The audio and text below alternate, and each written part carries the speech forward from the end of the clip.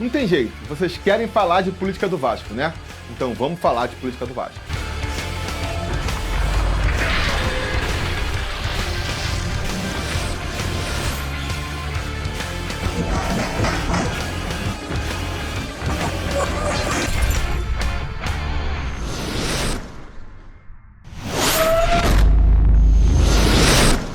Fala, torcida vascaína, Felipe Tiru de volta na área, abrindo mais uma vez a caixa postal para responder as perguntas de vocês. Então vamos lá, sem enrolação, solta a primeira pergunta aí. João Vitor pergunta: qual a sua opinião sobre o Campelo?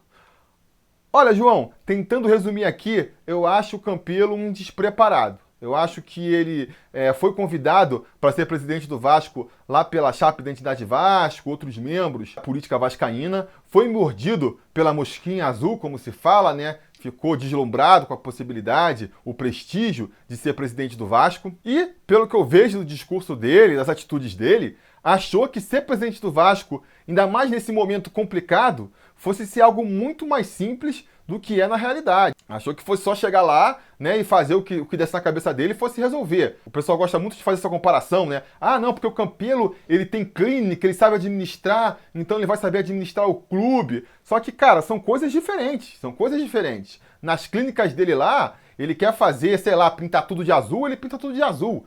Ele é o dono, ele faz do jeito que ele quiser. O Vasco é um pouco diferente. Você não consegue simplesmente fazer o que acha melhor. Tem que passar por conselho deliberativo, conselho de beneméritos, tem toda uma política por trás envolvida. Você tem que ter apoio de grupos políticos dentro do Vasco, é um cabo de guerra, é toda uma rede de intrigas ali, palacianas, por dentro de São Januário. Então, assim, algo muito complexo, muito complexo. Eu acho que ele ignorou toda essa parte. Não sei se até hoje ele tem noção do buraco onde ele se meteu, né? Pelo jeito que ele fala das coisas, parece que não. Parece que ele ainda acha que é tudo fácil de resolver, né? Que se não fosse o mimimi de aqui, se não fosse o cara lá, tudo estaria mil maravilhas, e não é por aí, não é por aí. Então, o que eu acho do Campelo, e aqui eu digo a minha avaliação mais generosa que eu posso fazer sobre ele, é no mínimo um despreparado, uma pessoa que não está à altura que o cargo exige. A gente precisava de um presidente muito mais competente do que o Campelo para o Vasco sair do buraco. O Pedro Albuquerque pergunta: Felipe, você acha que o Júlio Brandt pode trazer a luz para a escuridão que o nosso amado clube se passa? Esse ano não cai. Pedro, antes de tudo, esse ano não cai, concordo com você, vamos permanecer na Série A, mas sobre a sua pergunta sobre o Júlio Brandt, eu espero que sim, né? Eu espero que ele realmente seja capaz de trazer essa competência que está faltando aí à presidência do Vasco. Não tenho a certeza que muitos vascaínos parecem ter, de que com o Júlio Brandt tudo vai ocorrer a mil maravilhas. Eu acho que a dificuldade de arrumar o Vasco é grande.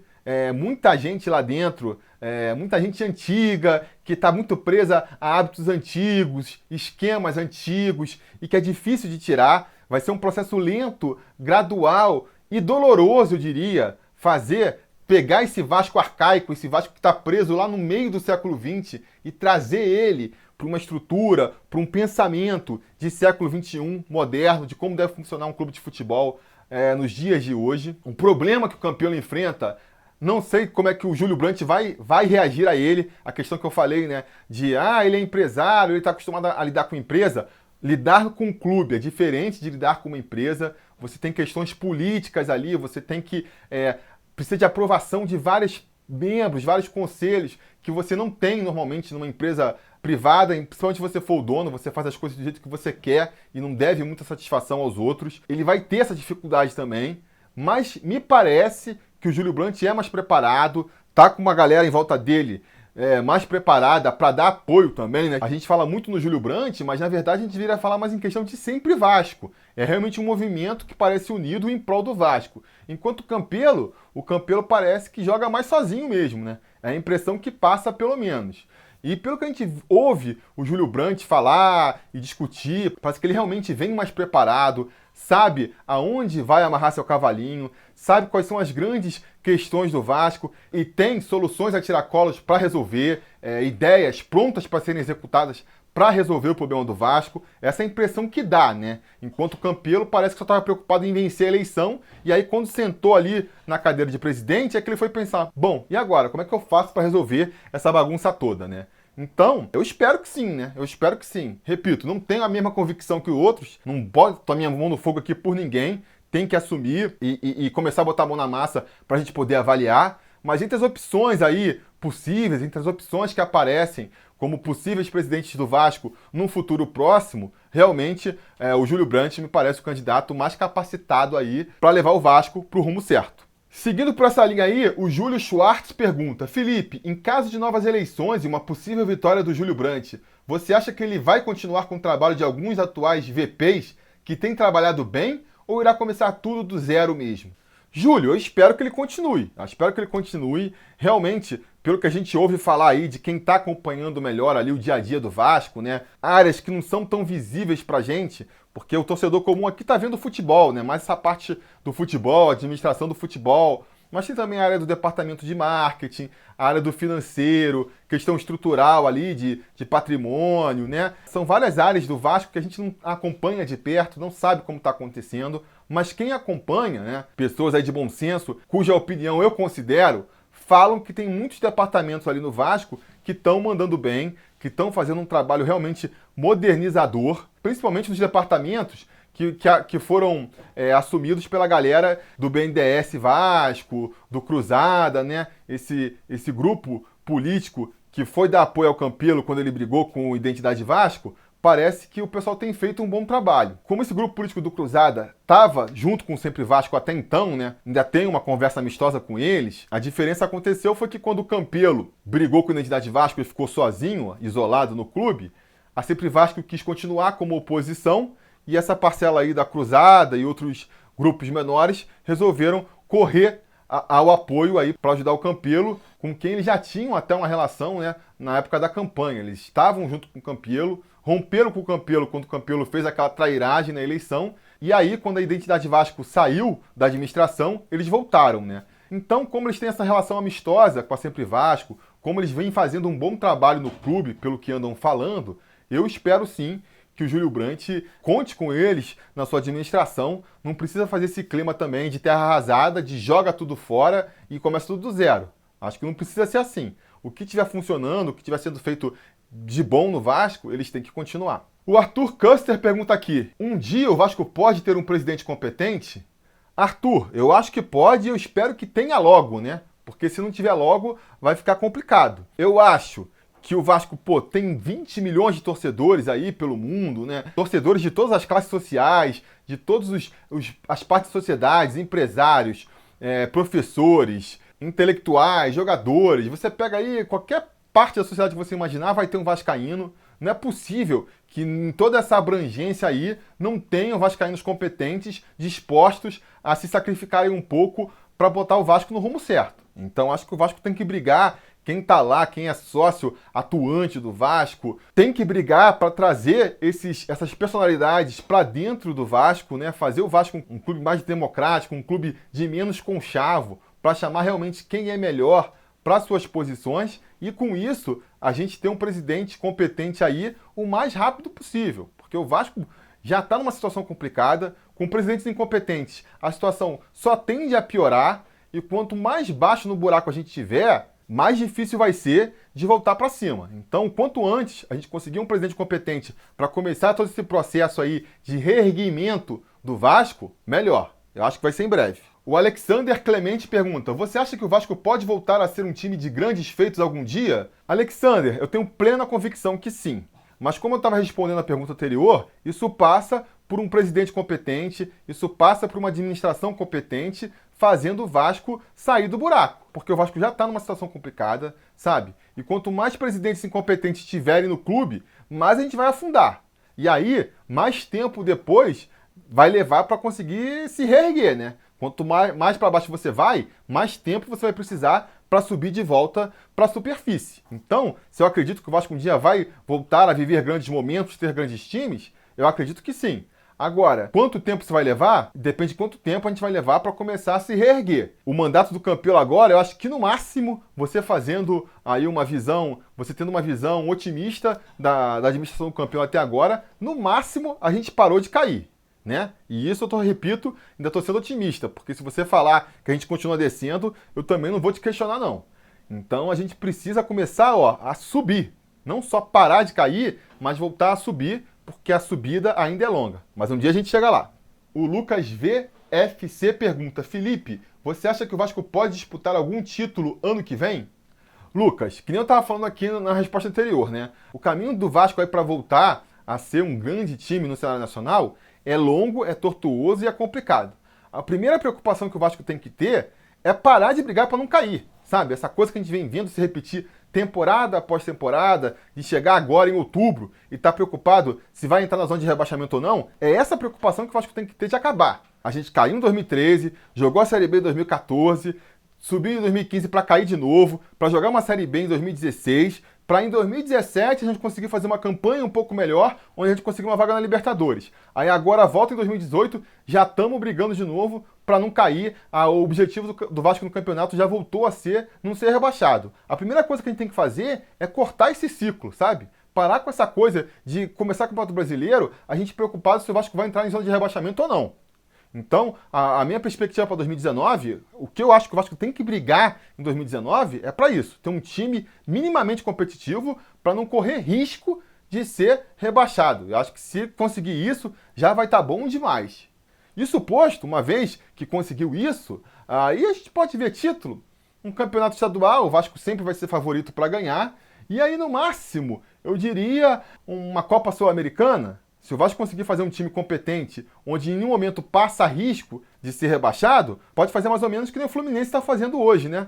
Em nenhum momento, ninguém considerou o Fluminense como candidato ao título de campeão brasileiro, mas em nenhum momento também deu para considerar o Fluminense como um candidato ao rebaixamento. Tá fazendo ali aquela campanha de meio de tabela, sem grandes sustos, e com isso consegue ter tempo também, consegue ter foco para jogar também a Sul-Americana e tentar fazer bonita Sul-Americana lá, tá disputando, vamos ver, né? Ou o Bahia também, né? O Bahia ainda namorou um pouco mais a zona de rebaixamento, mas vem fazendo uma boa temporada, vendendo caro aí os seus jogos e parece que tá livre do rebaixamento agora e tá lá focado também na Copa Sul-Americana. Eu acho que isso é o máximo que a gente pode esperar do Vasco para o ano que vem. Isso é uma visão otimista, né? Uma projeção otimista do Vasco para 2019, na minha opinião. O John Pequeno pergunta aqui: Felipe, o que devemos fazer para ser um clube estável e em campo ser um time competitivo?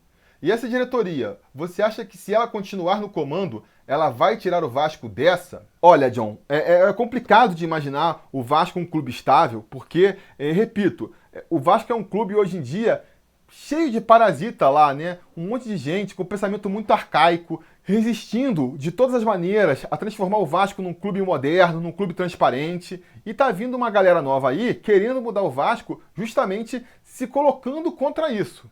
Enquanto essa briga aí de pensamentos não for resolvido, eu acho que o Vasco vai viver um momento instável. E sem essa estabilidade política, né, realmente vai ficar difícil de fazer um time competitivo. Agora, não adianta também assim, o clube está instável, então vamos fazer o seguinte, vamos deixar os velhinhos comandando e usando a sua ideologia arcaica aí para comandar o Vasco. Aí não vai dar certo.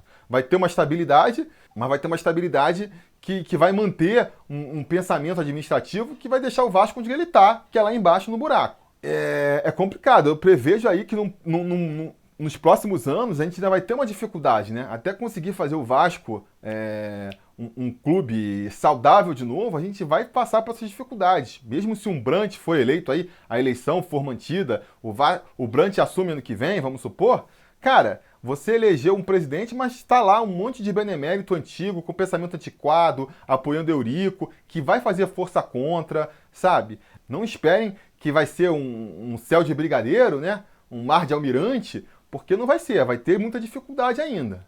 Agora, é um confronto com o qual a gente vai ter que se deparar mais cedo ou mais tarde, né? Você pergunta aí se isso dá para acontecer com o Campelo. Eu acho que o Campelo está tentando contemporizar demais com essa ala mais arcaica do Vasco, né? Fazendo aliança com o Eurico, tentando administrar junto com o Eurico. Não podemos brigar. O Eurico é uma força do clube. Sabe, como é que você negocia com uma raposa, né? Tem a raposa no galinheiro, aí como que você faz? Raposa, fica aqui no cantinho, vamos combinar um jeito aqui que você fica aqui no cantinho. É difícil, né? É difícil. Tem certas coisas que você tem que combater de frente, não adianta fingir que não está acontecendo. Então, é complicado, é difícil. Quanto mais eu penso sobre o futuro político do Vasco, na verdade, mais me desanima. Mas a gente tem que confiar, né? A gente tem que confiar. Se eu acho que com o Campelo vai dar para melhorar, acho difícil, acho muito difícil. E finalmente, o Lavino Filho pergunta aqui: quando o Vasco vai sair desse buraco? E qual o tamanho da dívida do clube hoje? Abraço. Lavino, o tamanho da dívida, cara, não vou nem falar, porque o Vasco é um clube, é uma caixa preta, ninguém sabe exatamente, né? Teve lá uma auditoria no começo do ano, o Campelo expôs uma dívida, aí agora o Eurico já vem com outro balanço e mostra outro número, e ninguém sabe dizer se é esse ou se é aquele. Eu sei que é um buraco muito grande, é uma dívida muito grande. Quando as pessoas falam que o Vasco está aí à beira da insolvência, não estão muito longe da verdade, sabe? Mas tem solução. Se o Vasco botar a mão na consciência aí, a gente tem uma das maiores torcidas do Brasil, um potencial enorme, mercadológico. Sendo bem administrado, a gente consegue sair do buraco. Tem que começar o quanto antes, né? Tem que começar o quanto antes e precisa também ter a consciência de que vai ser um processo demorado, lento, ainda vai ter muitos percalços pelo caminho, mas o importante é tentar estar mirando ali na direção correta, né? Que eu já falei aqui, hoje, analisando com a melhor boa vontade possível, no máximo a gente parou de ir para a direção errada. Tá parado ali, mas está faltando redirecionar para a direção certa e avançar. Tá faltando isso, né? Vamos ver aí como é que vai se desenrolar a política do Vasco aí nos próximos semestres, né? Questão da eleição, se vai ter, se não vai ter. Eu acho que vai ficar nesse justiça aprova, justiça desaprova, justiça aprova, justiça desaprova, até em cima da hora mesmo.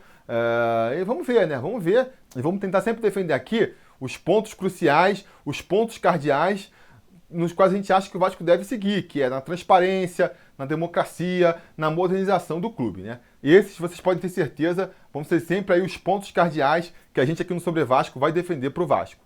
Beleza, galera? Falamos muito sobre política aí hoje, é sempre um assunto tortuoso, né? Cansativo, mas que a gente tem que tratar também, porque não adianta, não vai passar, a gente não vai conseguir voltar a ter um clube forte, um time competitivo, sem que administrativamente, politicamente, o Vasco se ajuste, se acerte e se modernize.